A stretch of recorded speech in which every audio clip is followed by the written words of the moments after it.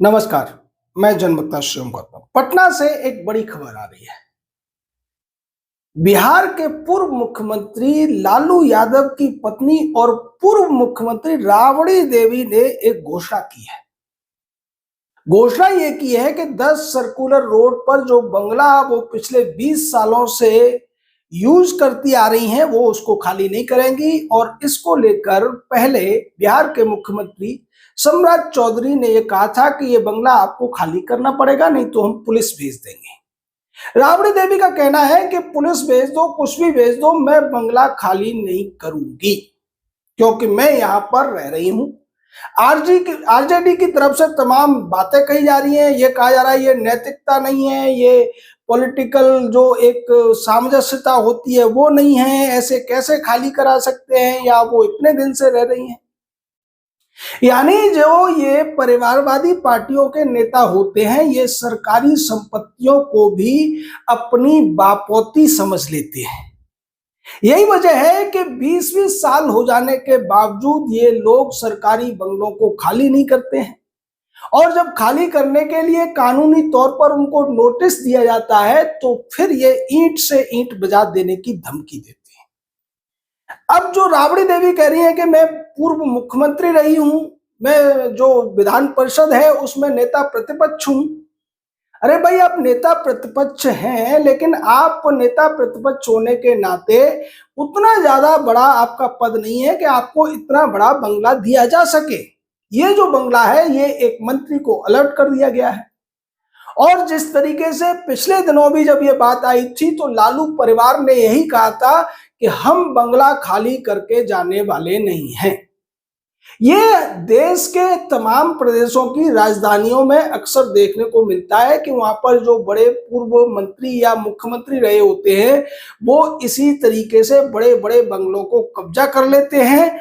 और अगर उनको खाली करने की बात आती है तो वो तमाम हथकंडे अपनाते हैं, और या फिर वो उन बंगलों से तमाम चीजों को चुरा भी ले जाते हैं। जैसा उत्तर प्रदेश में एक मुख्यमंत्री और उसके समर्थकों ने किया था कि वो उस बंगले से जिसमें कि तमाम विदेशी चीजें लगाई गई थी, जब उन्हें ये आदेश आ गया कि अब आप हार गए हैं और बंगला खाली करना पड़ेगा, तो उस बंगले से उस मुख्यमंत्री के समर्थकों ने टाइलें चुरा ली, गमले चुरा लिए, कमोड चुरा लिए, टोटी चुरा ली। यानी कि कोई ऐसी चीज नहीं बची थी जिसे वो समर्थक चुरा कर नहीं ले गए थे। बाद में उस मुख्यमंत्री का नाम ही टोटी चोर पड़ गया था। तो आप सोचिए कि ये जो सरकारी संपत्तियों को किस तरीके से ये लोग अपने फायदे के लिए इस्तेमाल करते हैं और फिर कानूनों का पालन भी नहीं करते हैं। अभी पिछले दिनों दिल्ली में एक मुख्यमंत्री हुआ था जिसने अपने बंगले में 10 लाख रुपए का कमोड लगवा दिया था।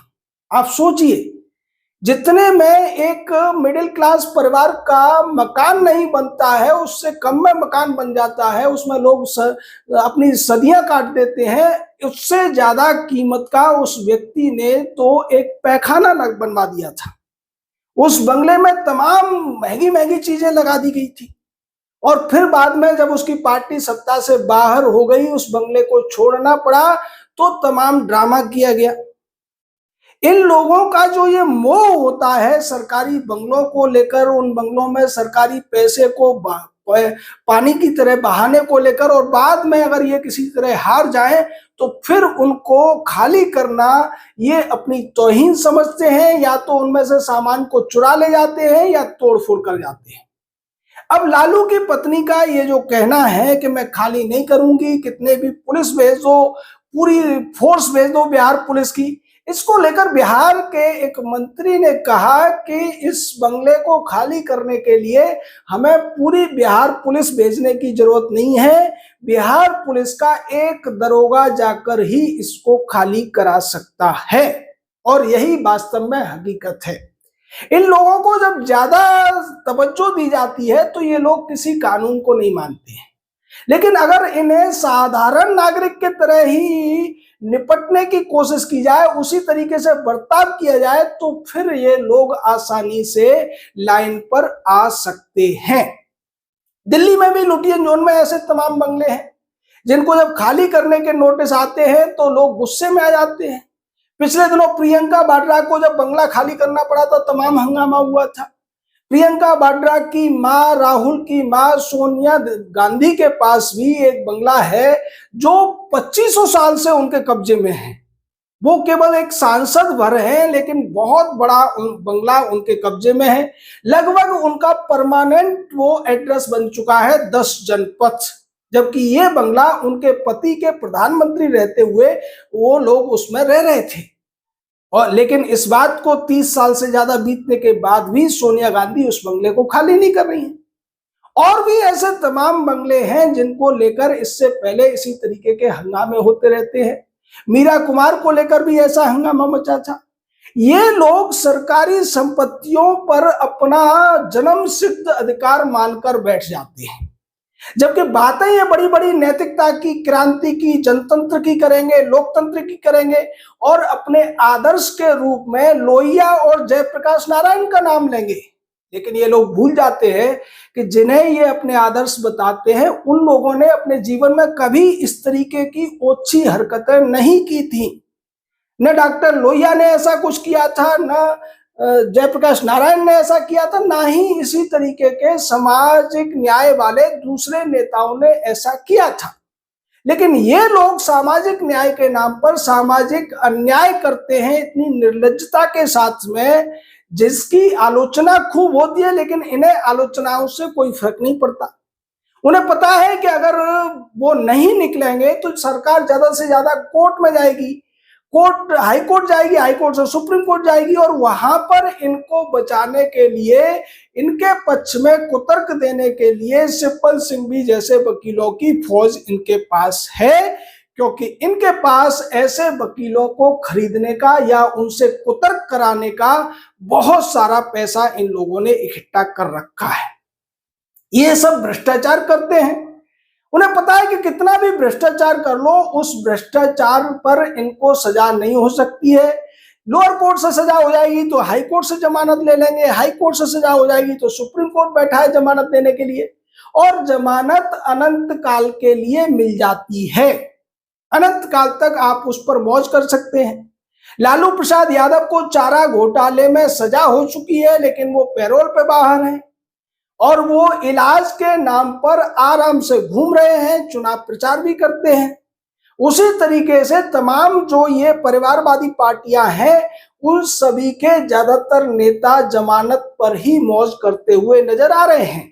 चाहे कांग्रेस पार्टी की पूर्व अध्यक्ष सोनिया गांधी हो, उसका बेटा राहुल गांधी हो, उसका दामाद हो, या फिर समाजवादी पार्टी के नेता हो, आम आदमी पार्टी के नेता हो, शिवसेना के नेता हो, तमाम जो दूसरी अन्य पार्टियां हैं उनका भी यही हाल है कि ये लोग तमाम अराजक काम करने के बाद, अवैध काम करने के बाद भी जमानत पर आराम से मौज करते रहते हैं, क्योंकि हमारे देश की जो ज्यूडिशरी है वो इन सब चीजों पर ज्यादा ध्यान नहीं देती है।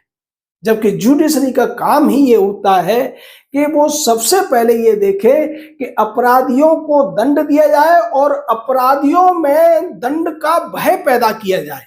लेकिन ये दोनों बातें होती हुई नजर नहीं आती हैं। यही वजह है कि राबड़ी देवी बंगले पर कब्जा करके बैठ जाती है, पुलिस को चुनौती देती है, कहती है मैं देखती हूँ कितनी पुलिस भेजोगे, मैं ये बंगला खाली नहीं करूंगी। या फिर उत्तर प्रदेश में एक मुख्यमंत्री और उसके समर्थक गमले चुरा ले जाते हैं, टोटी चुरा ले जाते हैं, कमोड चुरा ले जाते हैं, टाइलें चुरा ले जाते हैं, या जैसा दिल्ली में देखने को मिला था कि सरकारी पैसे का सैकड़ों करोड़ रुपए का दुरुपयोग किया जाता है एक मुख्यमंत्री और उसके 4 लोगों के परिवार की विलासिता के लिए। आप सोचिए, ये सारे नेता जो ऐसा करते हैं वो जनता के बीच जब जाते हैं तो हमेशा आपको ये गरीबों की बात करते हुए नजर आएंगे, ये बेरोजगारों की बात करते हुए नजर आएंगे, ये लोगों की गरीबी मिटाने, उनको रोजगार देने, तमाम उनके हित की बात करते हुए नजर आएंगे। लेकिन जब ये सत्ता में होते हैं तो ये उसी गरीबों के लिए खर्च होने वाले पैसे का किस तरीके से दुरुपयोग करते हैं, सरकारी संपत्तियों पर किस तरीके से कब्जा करके बैठ जाते हैं, और अगर कानूनी तौर पर इनको उन संपत्तियों को छोड़ने के आदेश भी दिए जाएं, नोटिस भी दिए जाएं, तो किस तरीके की निर्लज्जता पर ये लोग उतर आते हैं, इसका सबसे बड़ा उदाहरण चारा चोरी में सजा पाए हुए सजा याफ्ता कैदी लालू यादव की पत्नी राबड़ी देवी ने पेश कर दिया है। आपका इस पूरे मामले पर जो भी कहना है, शब्दों की मर्यादा बनाए रखते हुए आप अपनी राय दे सकते हैं। जय हिंद, जय भारत।